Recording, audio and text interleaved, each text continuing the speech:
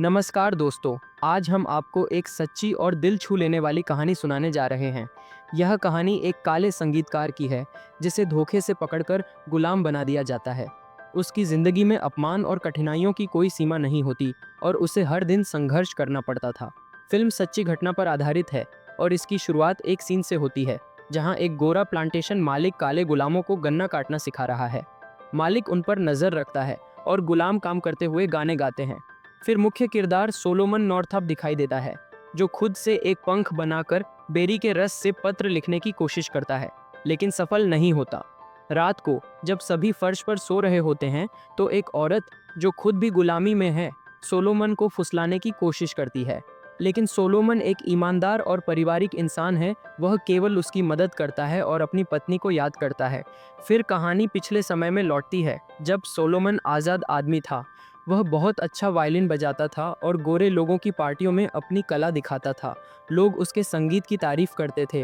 रात को वह अपनी पत्नी और बच्चों के साथ समय बिताता है। कुछ दिनों बाद उसकी पत्नी बाहर जाने वाली होती है। इसी बीच दो लोग सोलोमन को एक घूमते सर्कस में काम करने का ऑफर देते हैं। सोलोमन काम स्वीकार करता है और काम खत्म करने के बाद उनके साथ खाना खाता है। लेकिन अगली सुबह वह जंजीरों में बंधा हुआ जागता है। उसे याद आता है कि उसने पिछली रात ज्यादा शराब पी थी। कुछ देर बाद दो आदमी आते हैं और बताते हैं कि अब वह प्लैट नाम का भागा हुआ गुलाम है। सोलोमन जब भागने की कोशिश करता है तो उसे बहुत बुरी तरह पीटा जाता है। दर्द में वह खिड़की से मदद के लिए चिल्लाता है, लेकिन कोई जवाब नहीं देता। बाद में जब सभी गुलाम नहलाने के लिए लाए जाते हैं, सोलोमन अपने साथियों से अपनी आज़ादी पाने की योजना बनाने की कोशिश करता है। बाकी कैदी उसे समझाते हैं कि शायद सर्कस वाले ही उसे धोखा देकर गुलामों के हाथ बेच गए थे। रात में सभी गुलामों को बाहर निकाला जाता है और गाड़ी में बिठाकर एक के जहाज तक ले जाया जाता है। यह जहाज उन्हें दक्षिण की प्लांटेशन वाली जगहों पर ले जाएगा, जहां जमीन तो बहुत है लेकिन काम करने वाले मजदूरों की कमी है। सफर के दौरान सोलोमन और कुछ दूसरे गुलाम भागने की योजना बनाते हैं। जब एक गार्ड नीचे जहाज के ट्रंक में आता है तो उनमें से एक गुलाम उस पर हमला करने की कोशिश करता है, लेकिन गार्ड उसे छुरा घोंप देता है। वह आदमी वहीं मर जाता है और बाद में उसका शव समुद्र में फेंक दिया जाता है। रास्ते में एक व्यापारी गुलामों को बेचने वाले लोगों को रोकता है और कहता है कि उन्होंने उसका गुलाम चुरा लिया है। उसके पास उसके कागज पत्र भी हैं। झंझट में पड़ने से बचने के लिए व्यापारी उसे वापस ले जाता है। सोलोमन उस व्यापारी को आवाज लगाता है और मदद मांगता है। उम्मीद करता है कि शायद वह उसकी भी मदद करेगा, लेकिन व्यापारी अपने मालिक के साथ चला जाता है और पीछे मुड़कर नहीं देखता। रास्ते में सोलोमन को अपनी पुरानी जिंदगी याद आती है, जब वह अपनी पत्नी के साथ बाजारों में घूमता था। उस समय आजाद काले लोगों को देखकर कुछ गोरे और यहाँ तक कि गुलाम भी हैरान रह जाते थे। सोलोमन अपनी पुरानी यादों में खोया होता है, लेकिन अचानक कोई उसका नाम पुकारता है और उसका ध्यान कट जाता है। जब उसे प्लैट बुलाया जाता है, जो अब उसका गुलामों वाला नाम है, वह जवाब नहीं देता। थोड़ी देर बाद सभी गुलामों को नहलाकर नग्न अवस्था में बेचने के लिए लाया जाता है। वहां मालिक उन्हें उनके शरीर और ताकत दिखाकर माल की तरह पेश करते हैं। इसी बीच एक अमीर जमींदार विलियम फोर्ड सोलोमन को खरीद लेता है। फोर्ड समझदार और शांत स्वभाव का इंसान लगता है। वह एलाइजा नाम की एक औरत को भी खरीदता है, लेकिन जब एलाइजा के बच्चों को उससे अलग कर दिया जाता है तो वह बहुत जोर से रोती और चिल्लाती है। इस दुख भरे माहौल को थोड़ा शांत करने के लिए सोलोमन को वायलिन बजाने का आदेश दिया जाता है। अगले दिन सभी नए गुलाम बड़े जॉन टिब्बेट्स से मिलते हैं। वह उन्हें काम के नियम समझाता है। फिर वे जंगल में जाकर लकड़ियां काटने का काम शुरू करते हैं। टिब्बेट्स काम के दौरान उनका मजाक उड़ाता है और ताने मारते हुए गाना गाता है।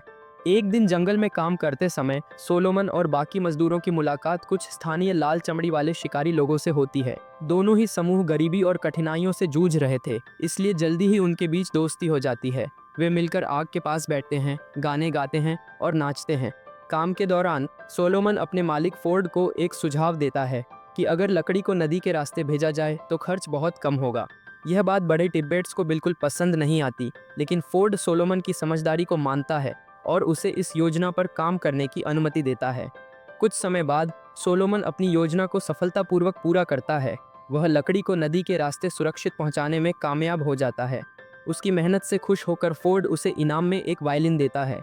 इसके बाद सोलोमन की बात एलाइजा से हो जाती है, जो अब भी अपने बच्चों के बिछड़ने का दुख नहीं भुला पा रही है। वह सोलोमन से कहती है कि उसे अपनी असली पहचान फोर्ड को बतानी चाहिए, शायद वह मदद करे। बाद में बढ़ई टिब्बेट्स सोलोमन के काम में कमी निकालने लगता है और ताना मारता है कि यह वही आदमी है जिसने नदी वाली चालाकी की थी। इसी बीच वह देखता है कि दो आदमी एलाइजा को ले जा रहे हैं। अब वह हमेशा के लिए अपने बच्चों से अलग हो जाती है। टिब्बेट्स को उसकी पिछली जिंदगी याद आती है, जब एलाइजा अपने पुराने मालिक की रखैल थी और आराम से रहती थी, लेकिन मालिक की बेटी ने मौका पाकर उसे गुलाम व्यापारियों को बेच दिया। अगली सुबह टिब्बेट्स फिर से सोलोमन से झगड़ने लगता है। बात इतनी बढ़ जाती है कि दोनों में मारपीट हो जाती है और सोलोमन उसे बुरी तरह पीट देता है। टिब्बेट्स की चीखें सब सुनते हैं। मुख्य निगरानी करने वाला इस बार सोलोमन का पक्ष लेता है और कहता है कि वह उसकी रक्षा करेगा। लेकिन कुछ समय बाद टिब्बेट्स 2 और आदमियों के साथ लौटता है। वे सोलोमन को पकड़कर फांसी पर लटकाने की कोशिश करते हैं। तभी ओवरसियर बंदूक लेकर बीच में आ जाता है और उन लोगों को पीछे हटना पड़ता है। हालांकि कोई भी सोलोमन को रस्सी से नहीं उतारता। उसे पूरे दिन अपने पंजों के बल खड़े रहना पड़ता है ताकि दूसरे गुलामों को डर दिखाया जा सके। सिर्फ एक दासी चुपके से उसे पानी पिलाने आती है। मालिक फोर्ड समझ जाता है कि टिब्बेट्स बदला जरूर लेगा, इसलिए वह सोलोमन को बचाने के लिए उसे दूसरे मालिक एडविन एप्स के हवाले कर देता है। एप्स नाम का नया मालिक बहुत क्रूर और बदनाम इंसान होता है, लेकिन कोई और सोलोमन जैसे समझदार गुलाम को खरीदने की हिम्मत नहीं करता।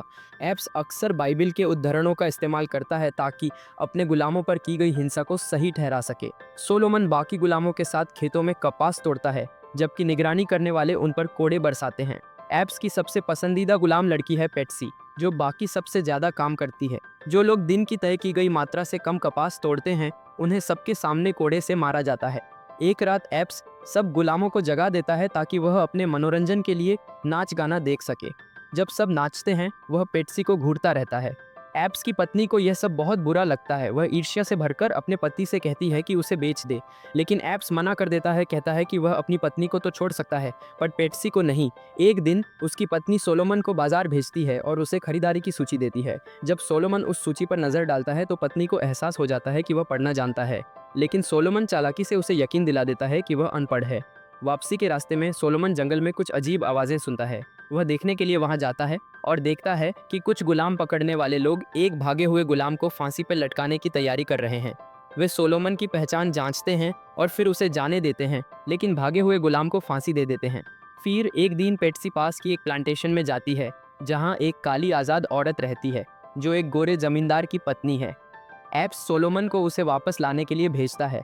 सोलोमन दौड़ते हुए वहां पहुंचता है, लेकिन पेट्सी वापस आने के मूड में नहीं होती। थोड़ी बातचीत के बाद वह मजबूरी में उसके साथ लौटती है। वापस आने पर जब पेट्सी सीधे झोपड़ी की ओर जाती है और एप्स को नज़रअंदाज करती है, तो एप्स बुरी तरह गुस्से में आ जाता है। वह सोलोमन पर झपटता है और चाकू लेकर उसका गला काटने की धमकी देता है। लड़ाई में एप्स गिर जाता है और चाकू उसके हाथ से छूट जाता है। शोर सुनकर उसकी पत्नी बाहर निकलती है और दोनों में जोरदार झगड़ा होता है। उस रात एप्स चुपके से गुलामों के झोपड़े में जाता है पेट्सी को अपने पास बुलाने के लिए, ताकि अपनी हवस मिटा सके। सोलोमन पूरी रात जागता रहता है, लेकिन कुछ नहीं करता।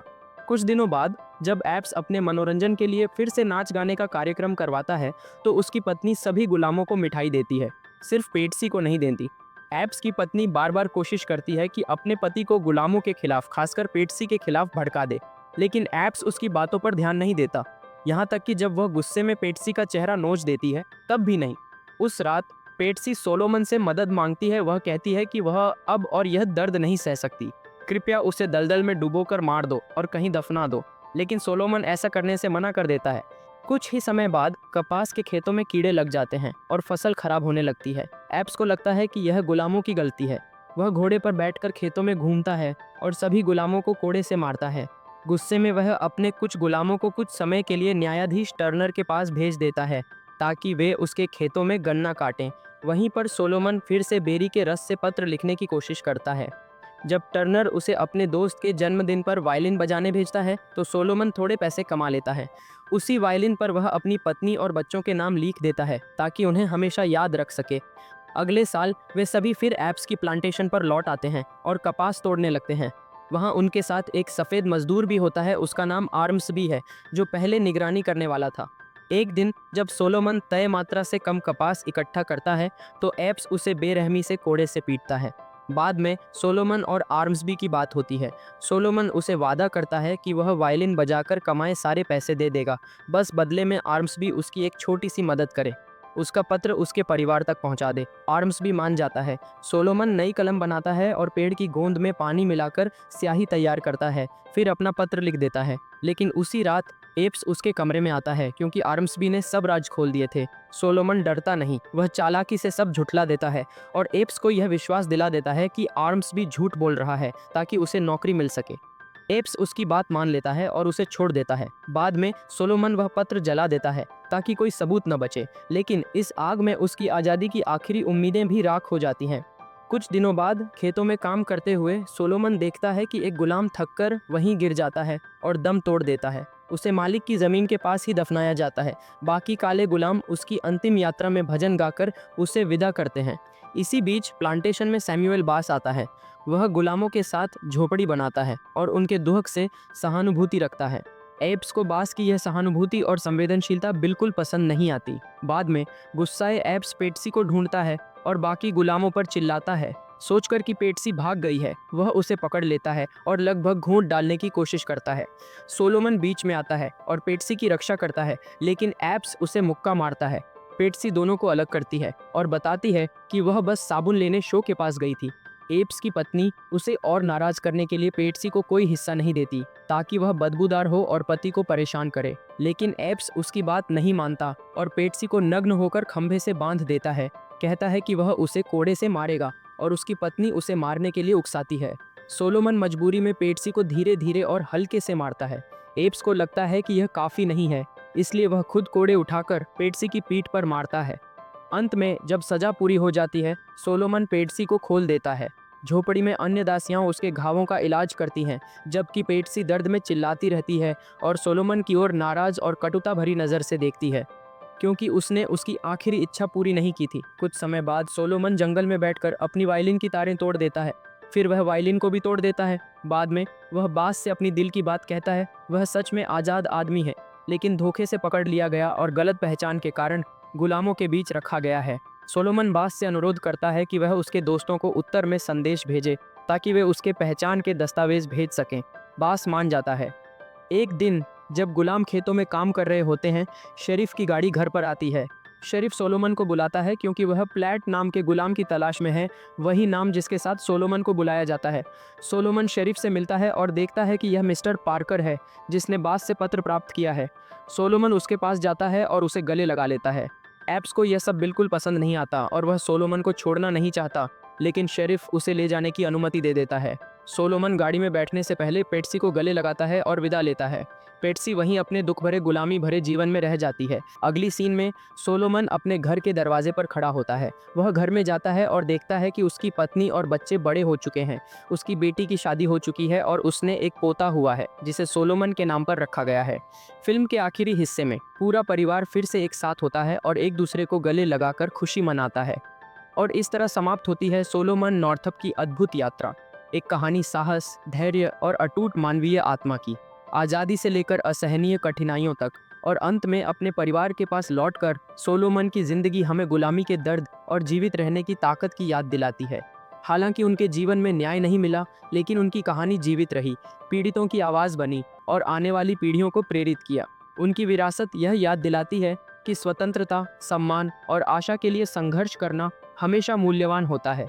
अगर यह कहानी आपको छू गई तो लाइक करें, शेयर करें और ऐसे और प्रेरक कथाओं के लिए सब्सक्राइब करें।